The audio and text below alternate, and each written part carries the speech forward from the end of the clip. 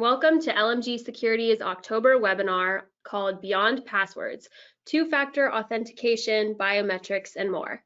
My name is Natalie Adams, and I am your moderator for today.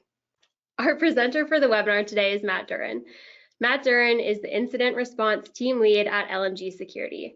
He is an instructor at the International Black Hat USA Conference, where he teaches data breaches. He regularly conducts cybersecurity webinars and seminars for hundreds of attendees in all sectors, including banking, retail, healthcare, government, and more. A seasoned forensics professional, Matt specializes in incident response, ransomware cases, cryptojacking, and banking Trojans. Matt holds a bachelor's degree in computer science from the University of Montana and previously worked as a blue team field technician / system administrator for over 10 years. His malware research was recently featured on NBC Nightly News, and please keep your eye out for his upcoming book, which he is writing with our CEO, Sherry Davidoff, to come out early next year. Matt, at this time, I am passing you control of the webinar. Thank you so much, Natalie, and thank you everyone for joining today. Welcome to Beyond Passwords, honestly one of my favorite presentations to give, because we get to really dive deep into what, from an incident response perspective, is about the biggest potential fault that most organizations have in place, and that is weak passwords, weak authentication, or out-of-date methods of accessing sensitive information on their networks. So first off, I want to start with something a little lighthearted, because we'll talk about the hackers in a minute, but I think this cartoon really does a good job of describing kind of how knowledge-based authentication works. It's a young man holding a new puppy, and it says you can name her whatever you like, but be sure it's something you can remember. You'll be using it as a security question for the rest of your life. And this is true. This is something that we do as a form of authentication, knowledge-based authentication. We'll talk about why that can be problematic as we move through the deck today. But the big thing that we want to point out to people is that the use of knowledge-based authentication, things that you have to remember, have been kind of a point of contention for a lot of security professionals for a lot of years. And if we can move away from reliance on that as a primary means of remembering passwords or remembering codes for different devices, then we actually increase our security very, very significantly. So again, my name is Matt Duran. I'm the Director of Training Response for LMG Security. I'm also a Senior Security Consultant with the organization, Black Hat Instructor, RSA Speaker. And as Natalie mentioned, coming out at the beginning of next year, we have a new book coming out that's being authored by myself, our CEO, Sherry Davidoff, and our COO, Karen Sprenger. The book is called Ransomware and Cyber Extortion Response and Prevention. So if you've ever wanted to know what someone like me actually does when we dive into these kind of investigations, when we deal with hackers on the other side of the planet and negotiate million-dollar ransoms, I highly recommend you check it out. We've had a ton of fun putting it together. And I think there's a lot of really good information in there, not just for the techie geeks, but for anyone who's interested in cybersecurity as a whole. Okay, so we'll start off by talking about an example of why passwords and the potential for losing that password can become such a big problem for an organization. The example we have in front of you is an attack that was played out against a corporate bill pay service targeting a financial institution and 3 of their clients. During the course of the compromise, 4,000 online bank accounts were used to basically redirect funds, pay bills, and send money off to bank accounts that were contained within the other side of the world. These were malicious bank accounts. The money was basically gone once it was sent, and there was not much the victims at this point could do. The loss at this point was about $40,000, which by today's standards is somewhat tame, but still $40,000 is nothing to sneeze at. That is a considerable amount of money to lose, especially when there is no recourse for you. Now, researchers dove in and started doing an investigation into how this happened, how so many accounts were able to be compromised, how so much money was able to be siphoned out the door, and why this was possible in the first place.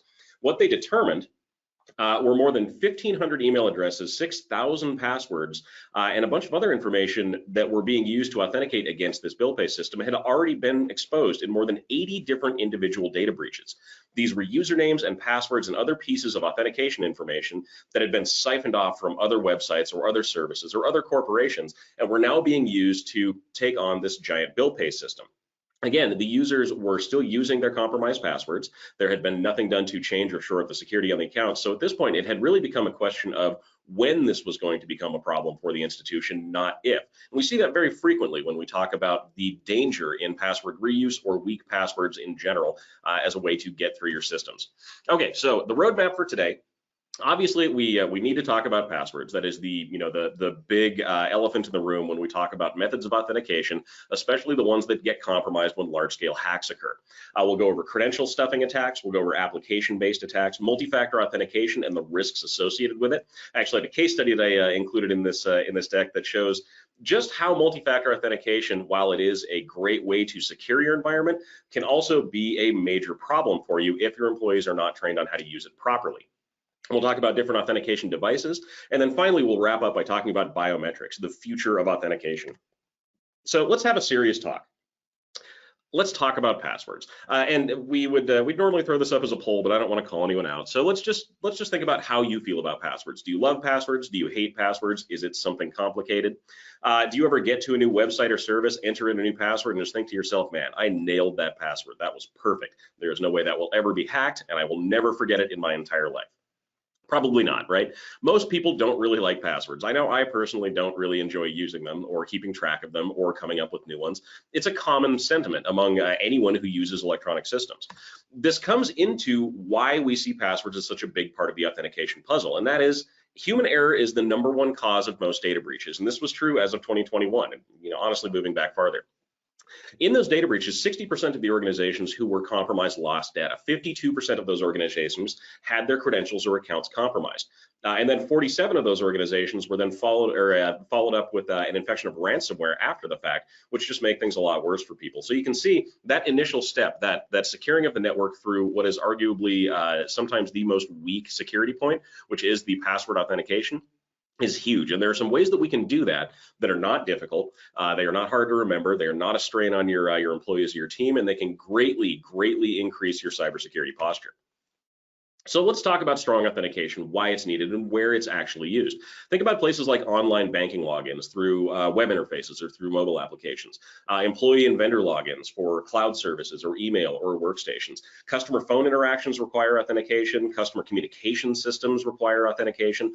All of these things require some type of either password or block before you can directly access them. And obviously that's the case because, well, there's a lot of sensitive information that could be potentially contained in there. I mean, financial information, employee records, insurance information, medical information, all of these things need to be protected.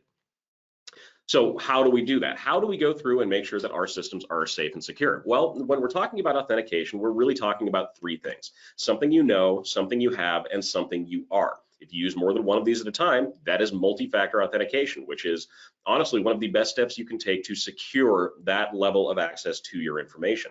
We'll start off by talking about the something you know part, and obviously that's going to be the passwords. So passwords, what are the pros and cons of using passwords for access into a secure system? Well, they're easy to deploy. There is no hardware cost required. They are low cost to maintain relatively, and they are basically built into any kind of secure system out there. Almost any cloud-based email service is going to have a username and password requirement. Most applications have the option to require a username and a password. It is basically the bare minimum you can do to secure one of these pieces of software or infrastructure. Cons, though, passwords, when they are left up to the users and are not controlled regularly, can tend to shift towards being weak or reused passwords. They're also guessable by a computer system very easily. We've talked about NIST standard passwords, which I'm sure everyone is familiar with, as being kind of the baseline for what a password should look like. So uppercase letter, lowercase letter, number, symbol, hieroglyph, whatever else we need to have in there. We've basically developed passwords into a security measure that is very difficult for humans to remember, but very easy for computers to guess. You can see where that becomes a problem when we're talking about overall cybersecurity. Now, this has also become a big issue for a lot of organizations because of the shift to work from home that a lot of us have moved to over the last 18 to 24 months. We have had a massive explosion of the use of cloud services, remote desktop solutions, remote meeting software. This is a survey that was done by IBM talking about the use of teleconferencing software and how 55% of employees newly working from home said they'd conduct 1 to 5 meetings per week via video conference. Another 20% said 6 to 10 meetings per week. And I can tell you from my experience, this is right on the money. We spend a lot of time on Zoom. We spend a lot of time on Teams. We spend a lot of time on GoToWebinar, GoToMeeting. And these are all potentially, dangerous points where data could be leaked if access to the content that we're broadcasting back and forth is not properly secured. Now, again, COVID-19 has had a big impact on this. This was a study done by Mariah DB last year that showed the impact on business from COVID-19, and it really kind of puts into perspective where we see these big problems happening. Now, if we look at whether or not this was impactful for a business, we only had 0.8% of the people who responded to the survey say that the COVID-19 business impact was not at all impactful. Somewhat impactful is 21%, very impactful, 37.5%, extremely impactful is about 40%. So there's a lot of movement that happened here. And what were those movements? Well, there was starting a move to cloud services. There was moving applications to cloud services. There was the goal to be 100% cloud-based inside of your environment, set up remote access. All of these things, again, require that strong authentication that always starts, right now anyway, with a username and password. Now, when we're talking about data in the cloud, it becomes somewhat hard to keep track of, and this is where we start running into problems with reuse of passwords, which we'll again talk about here in just a minute.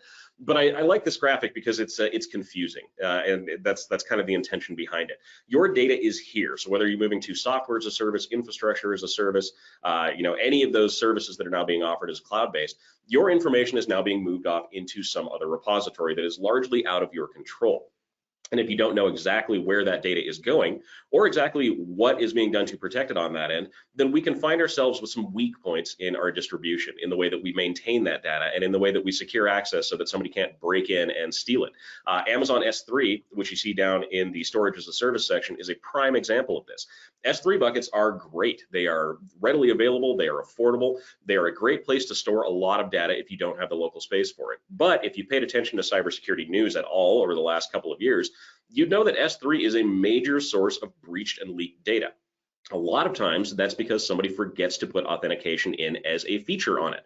We have S3 buckets containing things like medical information sitting out there on the public internet with no controls whatsoever on who can access the data. So at that point, it's just a matter of time before somebody finds it. Ideally, it's a security researcher.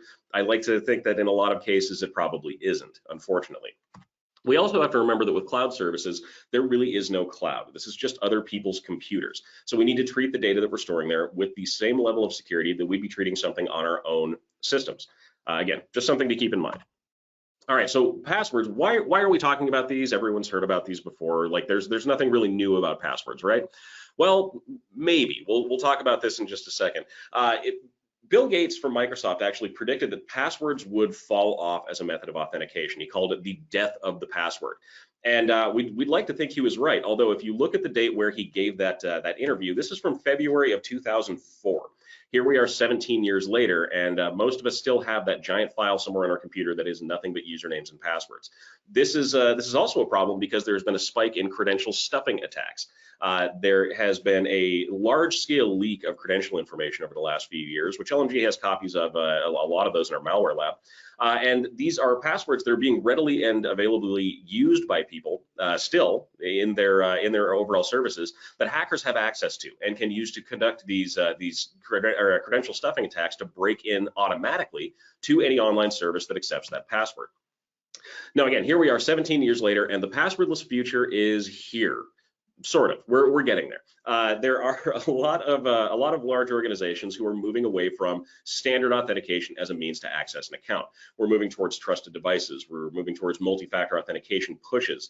We're going for device fingerprinting. We're doing a lot of the things that don't involve us remembering a specific username and password that are also more secure. Google and Microsoft are two great examples of this. Both of them are rolling out this passwordless availability. Windows with their Hello sign-on is a really interesting one. It uses your face as the password, which is, we'll talk about that in biometrics, but an imperfect solution, but I think we're making progress on it. But yeah, it's going to be an interesting way moving forward to see who adopts this kind of technology and how we are able to leverage this to cut down on the potential for cyber incidents. Now, one of the big things that a lot of organizations are moving to is SAML authentication. This is a single point of sign-on that will allow for a user to utilize a trusted device or a trusted token in order to access specific applications and services that are being offered from their company. Once you have this the SAML system in place, you really don't need to have that much in terms of credentialed access because we're moving through things like secured apps, secured devices. We're moving through authorized access points. We have very specific requirements for how users access the system.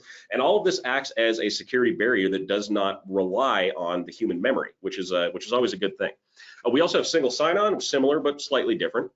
Single sign-on is basically just the concept of using a master password to access a list of all the other passwords that you might need to use. And this is all done automatically through most SSO systems, but again, it's a very, very popular newer method that organizations are using to cut down on the need for repetitious passwords and repeating sign-ons from multiple different applications. Now, again, credential stuffing is a huge deal, and this is one of the examples we have of that. Recently, there was a hacker forum that revealed 15 billion pairs of compromised credentials. That's billion with a B. 15 billion pairs of compromised credentials for sale on hacker forums. These things were everywhere. This kind of came to be known as collections 1, 2, 3, and 4, and they are just a wealth of sign-on information that is, well, scraped from lots of different web services around the internet. Here's an example of kind of what that looks like. We have Bitcoin information that's been scraped. We have gaming forums that have been scraped. European, we have Russian, we have shopping sites, we have United States forums. We have a lot of different organizations who at some point or another have suffered a credential breach and have all been massed into this one giant repository. And looking through there, there are some kind of troubling statistics when we look at what's actually available in the data we pull back from there. Right now, this is a survey that came out of Dataprod last year. 57% of people who have been scammed inside of a phishing attack still have not changed their passwords. These are compromised credentials that we can verify still work. The password 123456 is still used by 23 million account holders with online services. That is the complexity-wise, probably the weakest and most bare bones password you could possibly have. And again, 23 million people are relying on that to keep their information safe. 33% of account compromise victims have stopped doing business with companies and websites that have leaked their credentials. So if you are in charge of maintaining those password databases, if it's your responsibility to keep that information safe and you don't, there's a pretty good chance that you're going to lose business. There's going to be a monetary impact against your business because you failed to secure that information properly. So again, there's many reasons to keep passwords safe. These are just a few of them. Now, credential stuffing attacks are, again, widespread. Criminals will either steal your passwords or they'll just buy them off the dark web, which is easy enough to do for them. They will then try them every place they can. And here's where this becomes dangerous for a lot of people. They don't just try them on work sites. They don't just try them on corporate email. They try them everywhere. And that includes personal websites as well. It's online banking. It's your Amazon account. It's your social media accounts. It's anything that you might have reused that same credential set for. And unfortunately, there are a lot of individuals who do that. There are also automated tools that make this a very trivial task for a hacker to execute. The attacker doesn't have to sit behind a keyboard and manually type in every single one of these passwords. We can use an application like Sniper, feed that password and username list into it, hit the go button, and then come back to it a couple days later once it's finished and see all the accounts that we've been able to log into in a nicely formatted report.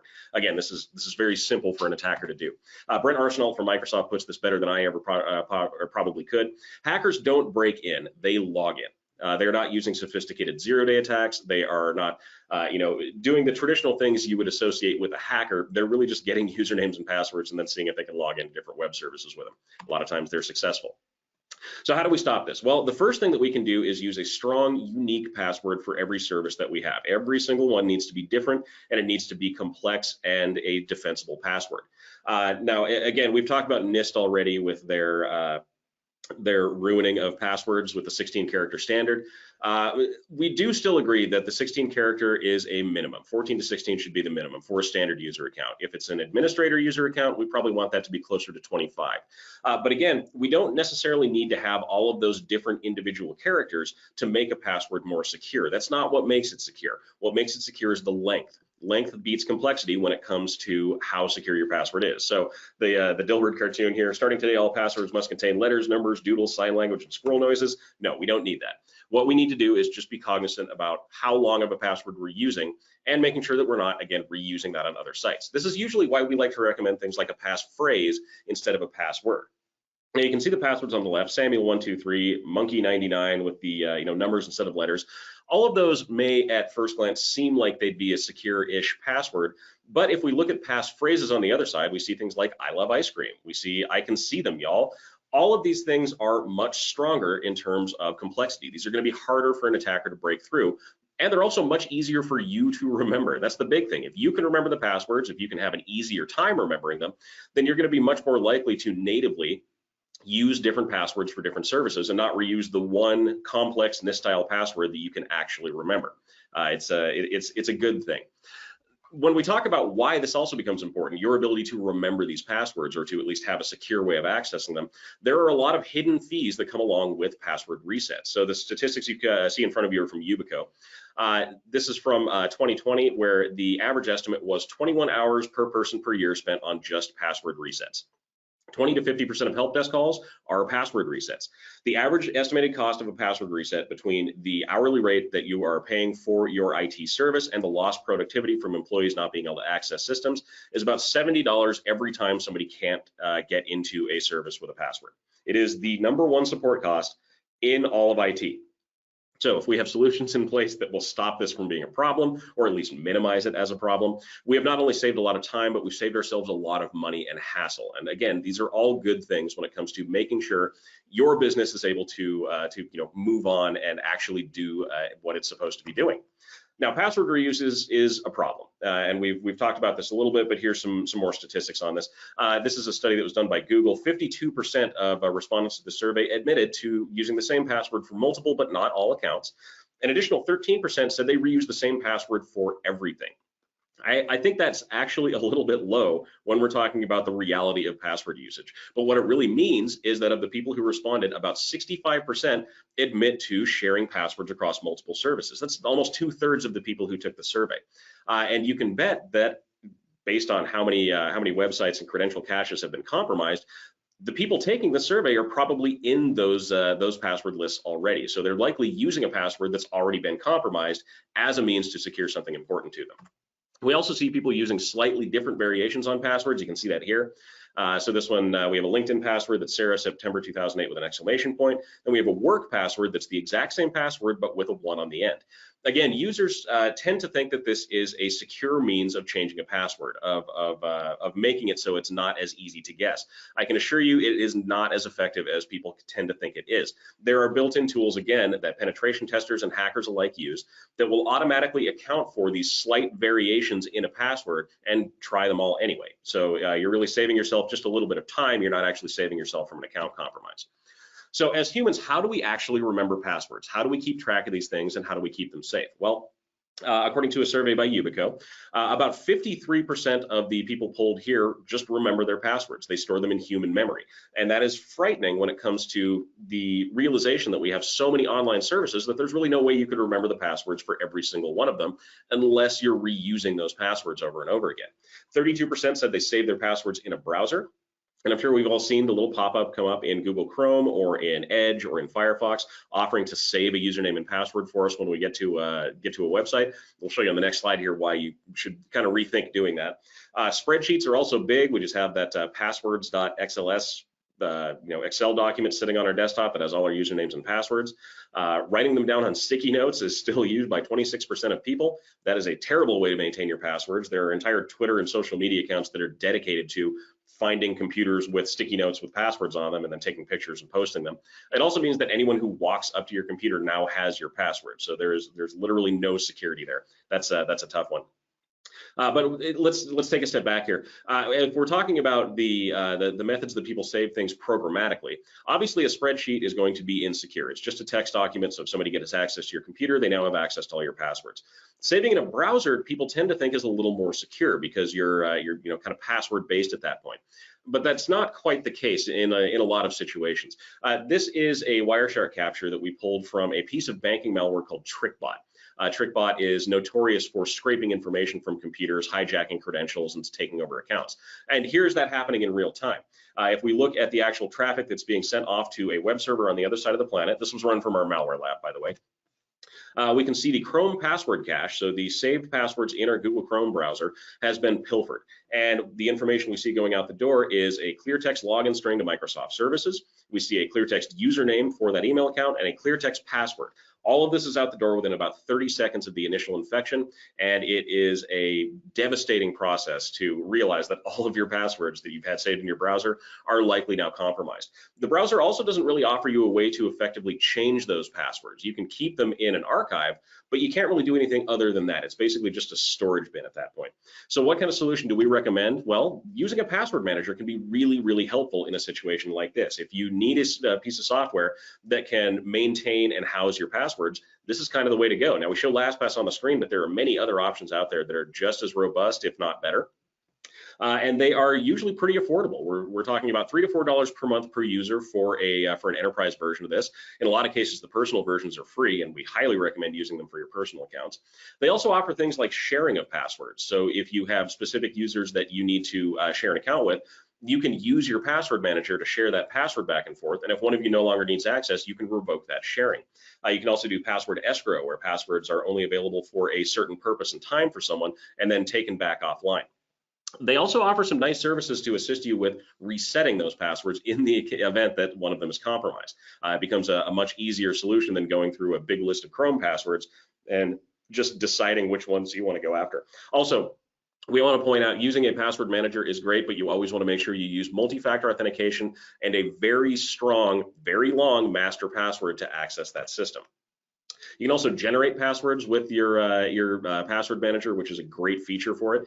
If you have a website, in this case, that needs an 18-character password with an uppercase, lowercase, and number combination, you can just tell LastPass to do that. It'll create the password, it'll autofill it, it'll auto-archive it.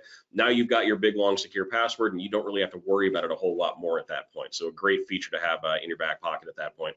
And then there's sharing passwords, which we hit on a little bit here, but one of the really nice parts about an enterprise password manager is the ability to share things like you would in an email distribution group. You can have a group of individuals who are in the folder that has the passwords that the sales team needs, or that have the marketing passwords in them, or that have the research passwords or something like that.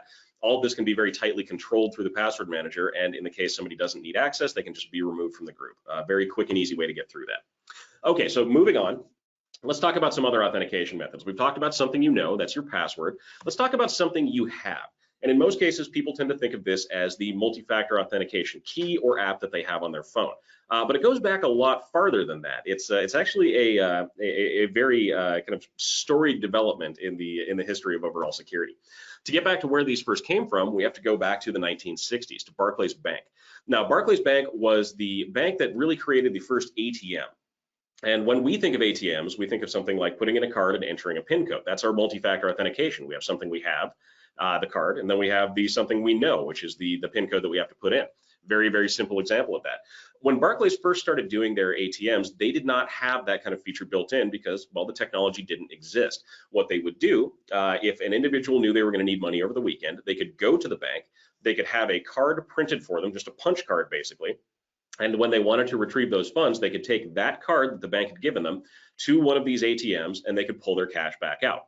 Now that sounds great for everyone, but what happens if you lose the card? Anyone who now picks that up can walk up to any one of these ATMs or walk up to the ATM and pull that money out as you. There's no other verification step required except for just having the card. So PINs started to be brought into play in the later 60s and then into the 70s. This is where we really kind of took that next leap forward. But the problem we had there was a lot of individuals would get their punched card. They would be ready to go to, ready to go to the ATM, and the bank would give them their PIN, and they would write their PIN down on that card and then take off. So not really an improvement in security if the multi-factor piece that you need for that is written on the card itself. Now, obviously, this has been greatly improved upon since then, but we can see how far back this concept really goes. So when most people are thinking about multi-factor authentication, this is one of the primary things that comes to mind. And if you've worked in security or any kind of sensitive information repository or something like that, you've probably seen something like this pop up. A lot of video games use these as well. This is a secure token, and it is a pretty straightforward piece of equipment. It has a 6 to 8 digit number. The number recycles every 30 seconds to a minute. When you log into a website, you enter your username, your password, and then whatever code is currently on that little key fob. If you don't have the code, you can't log into the account. Very, very straightforward. But there are ways that we can improve upon this technology, make things a little bit easier for ourselves, and in a lot of cases, more secure. Yubikey is a great example of this. So Yubikey offers hardware-based multi-factor authentication dongles. And they are pieces that you can just drop into your computer that act as that MFA code. If you don't have the dongle, you can't get into the application. Everything runs through the kind of passwords and cryptography that's in these keys. And it's useful for a lot of different services. So Google accounts, Facebook accounts, GitHub, Docker, Dropbox, Salesforce, LastPass, like a lot of individual pieces of software can utilize this. But again, you have to remember, if you lose the key fob or the dongle, you don't have access to those systems anymore. That can become a problem. Not a terrible problem. You can always get a new one, but something to keep in mind. The other one we talk about is the use of multi-factor apps on a smartphone. And this has become a lot easier for people to do, mainly because a lot of people have smartphones. As of February of 2021, this is a study that came out from Verizon, 85% of US adults either have a smartphone or have regular access to one. So in your hand, you have the tool to greatly increase your account security and greatly decrease the chances that your account will be compromised. You just need to use it. And it's easier than most people think. All right, so quick thing before we move on about two-factor authentication and phones and all of that fun stuff. Just another quick poll, and again, we won't put a poll up. I don't want to call anyone out on this, but how many of you ever log into a system that sends you a text message with a PIN to your phone? You know, that one-time password that a lot of banks and things like that will send you. The answer is probably quite a few. Although this is becoming less frequent, it is still a very commonly used method of delivering those multi-factor codes. Office 365, for instance, still allows delivery of a multi-factor code through SMS-based text messaging.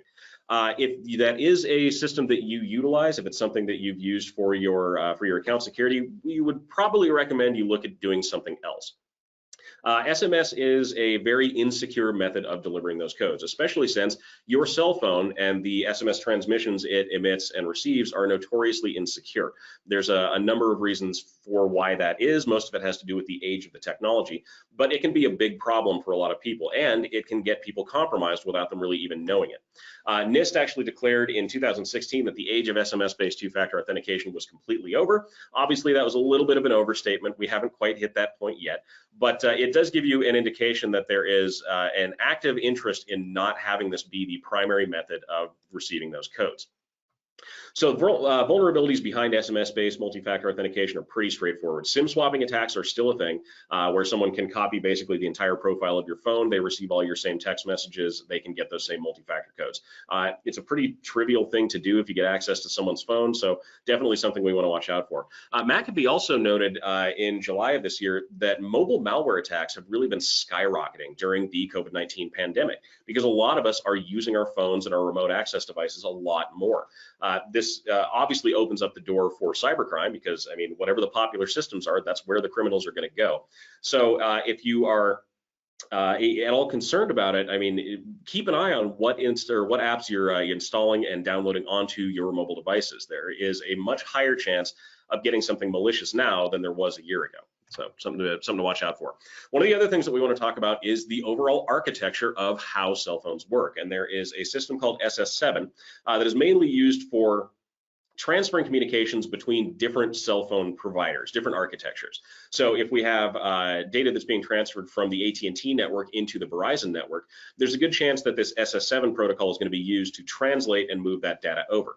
The problem is attackers can intercept that data and they can pull the information back out of it, a lot of times in clear text. This includes those one-time passwords that are used by a lot of financial institutions. And this became a problem starting back in 2017. Hackers were able to significantly impact bank accounts by intercepting those one-time passwords from people's phones. They used this access to gain entry into the bank account, steal a lot of money from a lot of different people, and there was not much any of these individuals could do about it at that point. It was a developmental flaw in how cell phone technology was built that made it possible for this to happen. Now, things are changing in the world of cell phone technology, so I want to make it very clear that this is getting better, but there is still a chance for this kind of a problem to come up. Okay, so authenticator apps, again, that's the big boy that we're talking about here. There are a lot of these out there available for use. They are cheap, they are easy, sometimes free. We have the Office 365 authenticator, we have Google's authenticator, we have solutions like Duo and RSA, which are both incredibly robust systems, and they're very easy to use, especially for non-technical individuals. Once you have the system set up, you go to log into a website, you get a notification on your phone that says, hey, is that you that just tried to log in? You hit yes, and you go. It's as simple as that. There's no messing around with pulling codes off of anything. There is no carrying a key fob around with you. It's all just right there in the palm of your hand. So if you're not utilizing a system like this, for your authentication purposes, we highly advise you take at least a look at it and see if maybe this is something that works for your environment. Now, we'll get into in a second here why there are some downfalls to this, why it's kind of an imperfect technology, but it is absolutely the best single step that you can take to greatly increase your security without making things hard to use. It's also really easy to turn on for a lot of different high use online services. So we have a couple of screenshots here from Microsoft's Office 365 system. This is coming right out of the administrator dashboard. And if we want to enable multi-factor authentication for an individual user, it's a very, very straightforward process. We go into the active users of the system. At the top of the screen, there is a button that says multi-factor authentication. We click that, that takes us into our multi-factor authentication screen. We can enable it for the user, we can enforce it for the user. We can change how the information is sent to the user in terms of how they authenticate with the system. There's a lot that we can do here. Now, as I mentioned before, there are some very considered to be insecure ways of delivering MFA codes, and some of those are things like calls to phones and text messages. These are all turned on by default inside of Office 365, so if they are not things that are needed for your organization, turn those off. Don't leave that security hole sitting inside of your network, just waiting for someone to come in and take advantage of it. The call to phone option specifically can be utilized by hackers to break right into an account if a user's not expecting that kind of a phone call and doesn't really know how to respond to it. So again, just be careful about how you're implementing these things, and that will greatly help in one, getting your users on board with being inside of these systems, and two, maintaining them over time. We can also do things like generate application passwords. So one of the problems we're running into with multi-factor authentication from an IT standpoint is there are a lot of devices that need to use email systems that are not capable of inputting an MFA code. They don't obviously have a smartphone, they don't have built-in dongles or anything like that. Copiers, printers that you scan to email are a really good example of this. Using this MFA system, we can actually generate application passwords for those devices. They're able to access using one very specific password that the user does not use. So this is for the copier specifically in this case. The copier can now authenticate. It's got a very secure password that can be very long, very complex, and the user can essentially forget that it exists at that point. It only exists within that one device and only inside of their cloud tenant. It makes it very hard to compromise at that point. It is a great solution to that problem.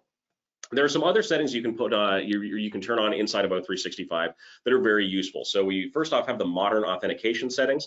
If you don't have modern authentication enabled as the default for your environment, I would advise taking a look at that. Legacy methods of authentication, and when I say legacy methods, I mean old methods of authentication. So IMAP, POP3, the old mail client methods, the ones that may be in the mail app on your phone, something like that. Those are used by a lot of malicious actors to compromise and download the contents of mailboxes. We see this in a lot of our business email compromise investigations. When someone logs into an account with a stolen username and password, if modern authentication is available, then a lot of times the attackers will then connect to the email account with something like the Thunderbird mail client or the Evolution mail client or something like that. And what's the first thing that those mail clients do when they connect to a new account? Well, they download all of the information that's in an account. So now we don't just have a credential compromise, we also have a potential data breach, because anything sensitive contained within that user's email is now out of the network, out of their control, and on someone else's computer. We also have multi-factor authentication for the entire organization. This can be set up as an organizational standard. And if you are coming into a new organization, or if you're looking at having this be kind of the end-all be-all for everyone, this is kind of the way to go. This means you can't create a new account without multi-factor already being enabled for them. We also have some other kind of neat tools in here. We can set our password expiration policy and our password complexity rules. And we can also enable self-service password reset. And this is one that from an audit standpoint, we always recommend that organizations enable self-service password reset for all of their employees. There's a couple of good reasons for that. One, if an employee does need to reset their password, they're able to do that on their own without having to involve IT staff in that process. They also, when they go to configure the account, if self-service password reset is enabled, have to provide additional methods of verification, additional information to prove that they are who they are in order to actually reset that password or manipulate the account. This can include a backup phone number, backup email address, other things that an attacker might not have access to. And it's just another added layer of security that, again, once configured, you don't really need to mess with. It is there, it's ready to go, and the user can freely use the system, but that security is there in case somebody else tries to get in. G Suite, the Google Suite, is right about the same way. Very, very easy to enable two-step verification for them. It is right inside the Google admin dashboard, right at the top of the list, because it is a high priority item for them.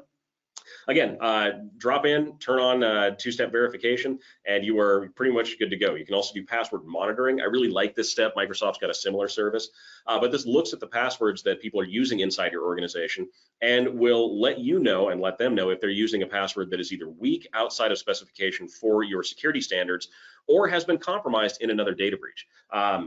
There are a lot of browser add-ons that will do this as well too. Microsoft Edge has a built-in feature where if you save a password inside the browser, which remember you probably shouldn't be doing, but if you do, if that password has already been breached in another data security incident, the browser will tell you that you're using a known compromised password and will help you change it. Again, these are big things. We also have our single sign-on setup right down there in the bottom for Google. This gets you into all your docs, all the other applications they use, and again, that all comes through that one point of authentication. So it becomes much more convenient for the users to actually operate with. All right, so quick case study where we talk about why MFA is not the silver bullet to hacking that everyone seems to think it is.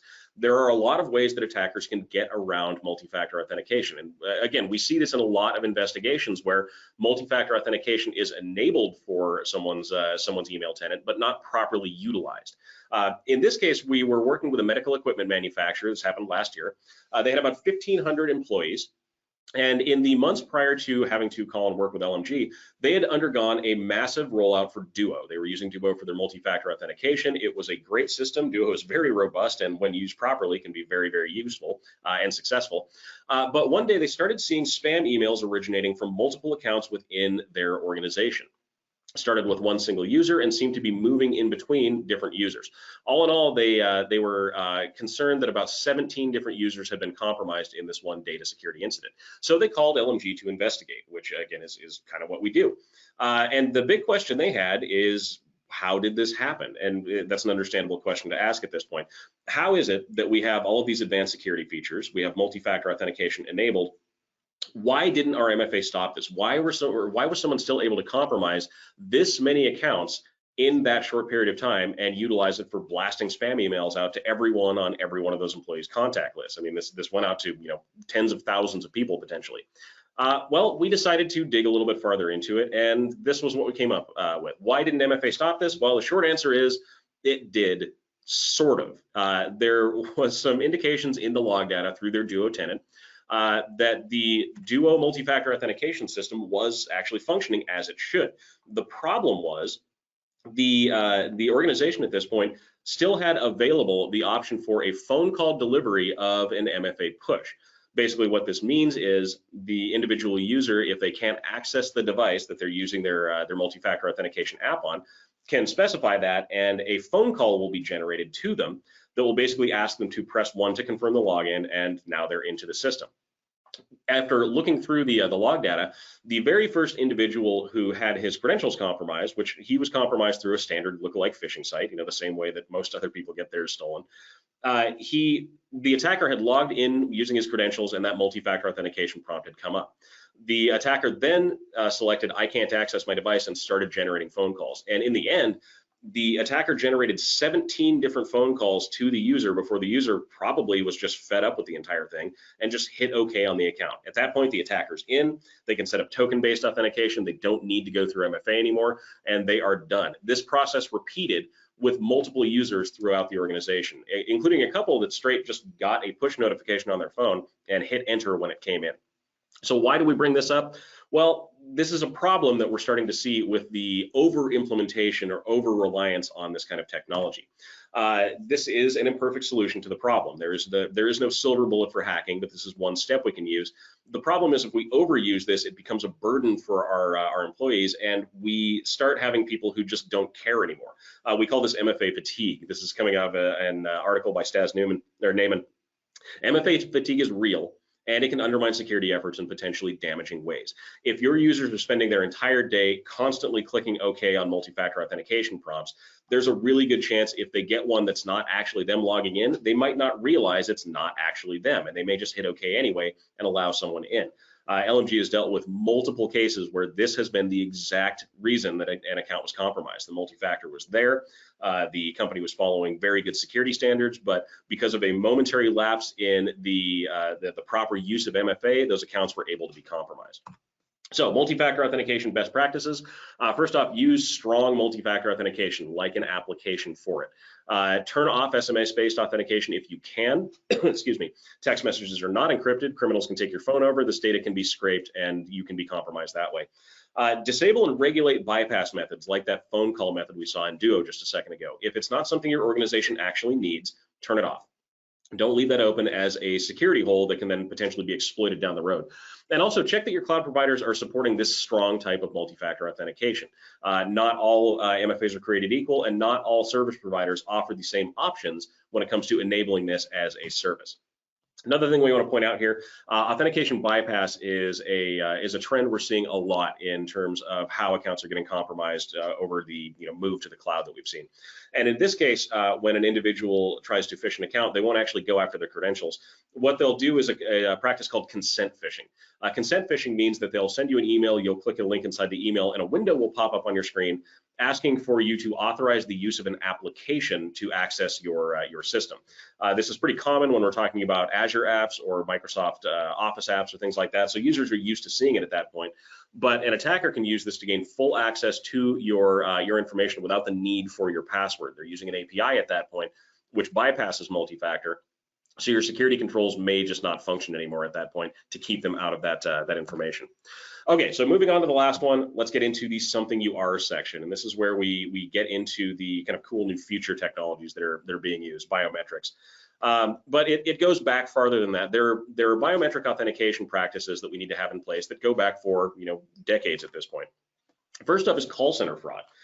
When we're utilizing a call into an organization, there are a lot of things that we give out as information that act as that kind of multi-factor key for us. So if you've ever called in and been asked for the last 4 digits of your social security number, or the street you grew up on, or the first car that you had, those are knowledge-based authentication features that are in use for a lot of call centers that ideally shouldn't be. We should really be moving more towards voice authentication and phone fingerprinting and biometric signatures in order to get through these systems, mainly because there's been a lot of leakage of that knowledge-based data. So when Equifax was compromised years ago, not only were social security numbers stolen, but answers to security challenge questions were also stolen. Equifax was a large provider of this knowledge-based authentication.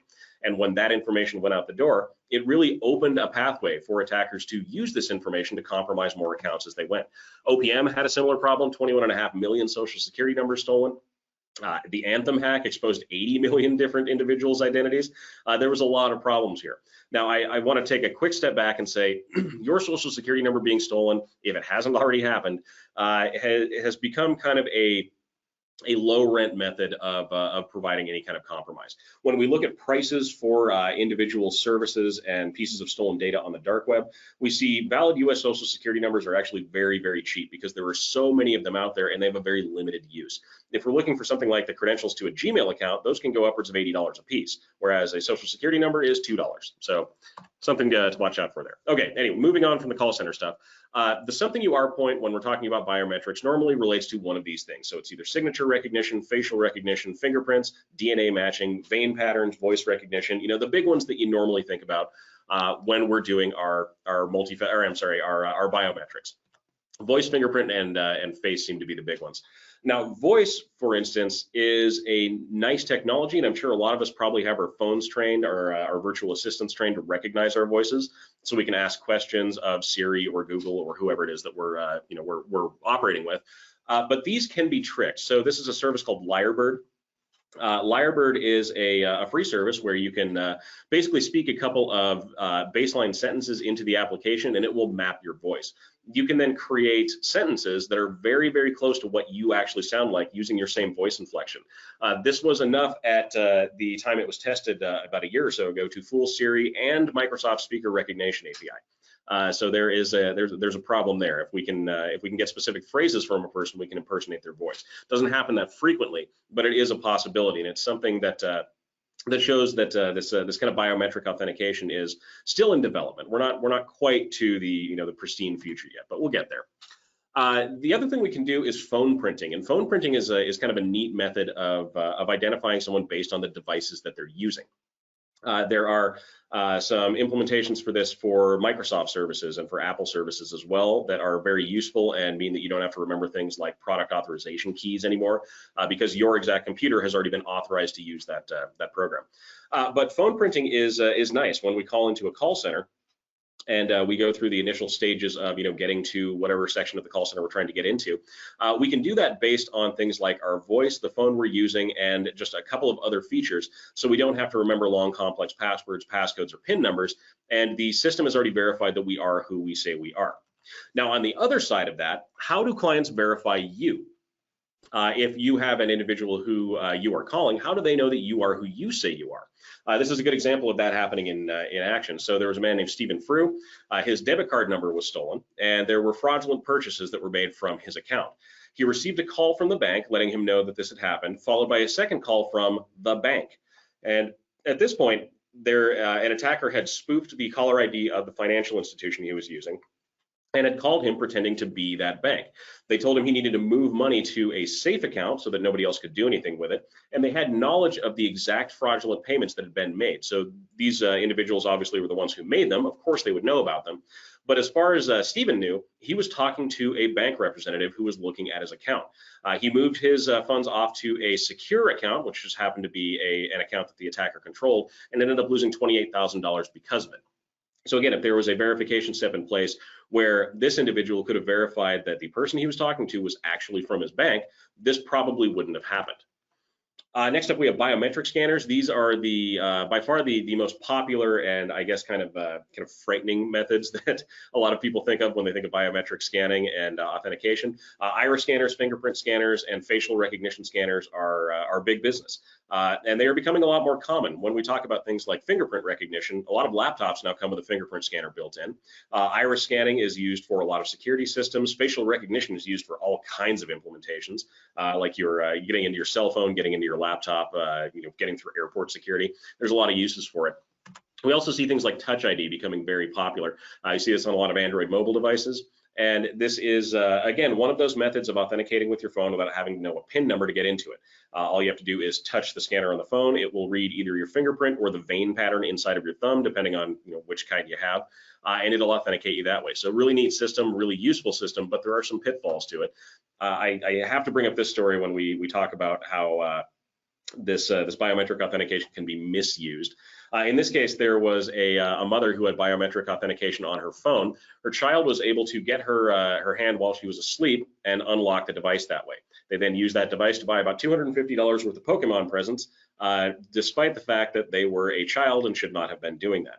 But again, this is one of those things where it is technology that is still kind of being developed. There are safeguards being put in place to prevent things like this from happening, but you do still see stories pop up like this from time to time.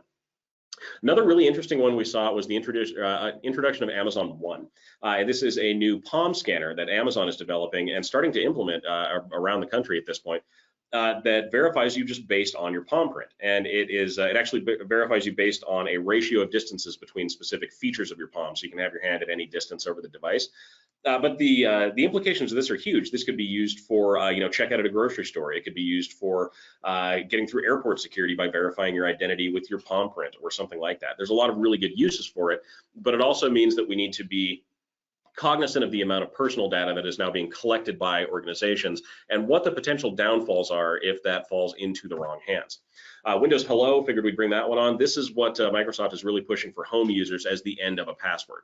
If you're using Windows Hello, that means you look at your screen, the screen sees you, takes some measurements on your face, and can authenticate that you are who you are and open the laptop for you. No need for a password, no need for a PIN code. You're onto your desktop and off to your day.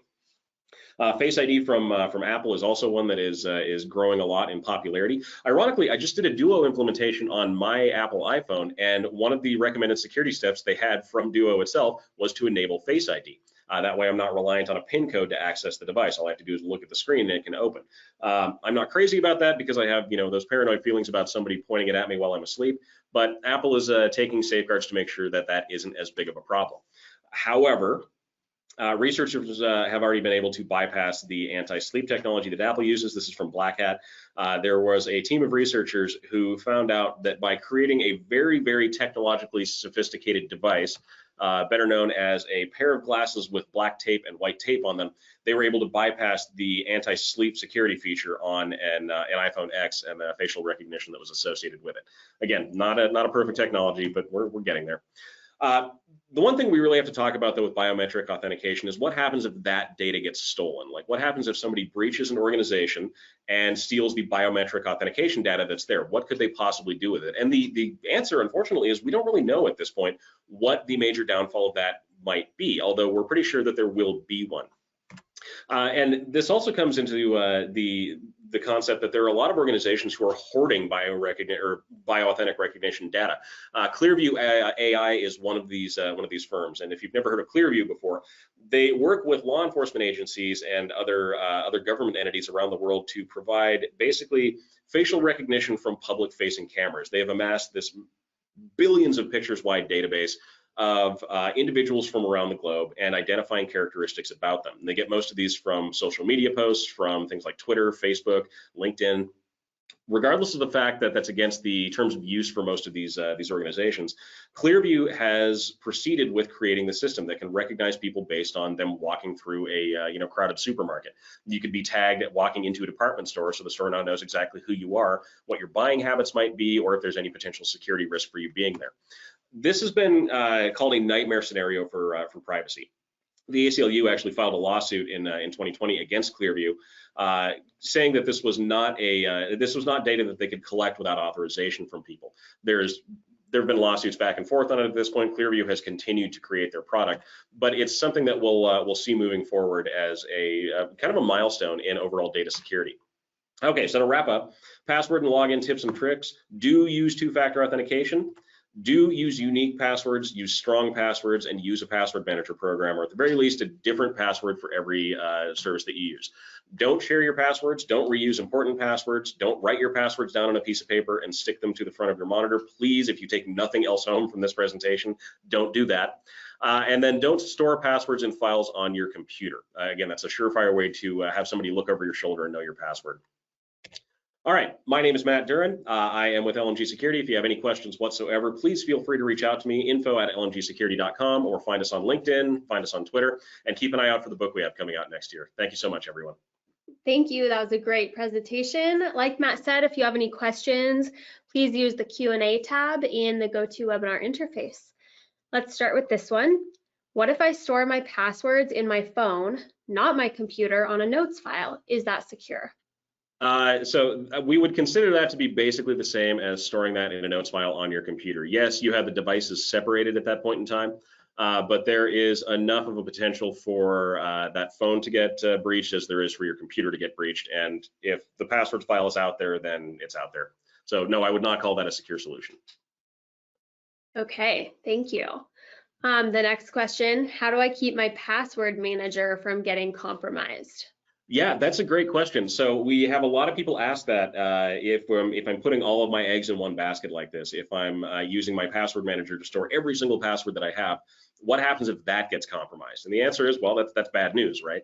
So what we recommend for people in terms of security with a password manager is twofold. One, we want to make sure that we're using a really long, really strong, unique password as the master password for that password manager.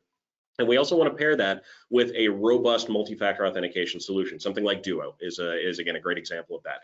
By combining those two individual pieces, because you only have to log into your password manager, every once in a while, and you can keep track of logins pretty easily on it. If you've got those two features in place, then there's going to be a much lower chance of someone gaining access to that. Now, in the case that they do gain access to it, resetting passwords using a password manager is often a much more efficient task than having to track all those accounts down manually and reset the password. So even if it does happen, there are some ways to get out of that problem a little faster. Great, thank you. The last question we have here, what if I only have text messaging for 2FA available? Yeah, unfortunately, that is still the case for a lot of services. SMS-based two-factor authentication, it was kind of the cheap initial implementation of this system, and a lot of organizations just have not evolved to the point where they're utilizing these stronger methods. What I would recommend, if it's the only option you have, use it. Any two-factor authentication is going to be better than none. But if you are concerned about that, I would recommend contacting your vendor to just inquire if they are going to be implementing some of these stronger security features. They really should. Most large-scale organizations are moving towards this, or starting to require it of their vendors. So if they're not, they might just need a little bit of a push. If they claim flat out that they're not going to, it may be time to investigate a different vendor for that service. But again, that comes down to judgment. Wonderful. I appreciate your responses, and thank you to everybody for attending today's webinar. Once again, if you have any other questions, please feel free to reach out to us using our contact info on the screen.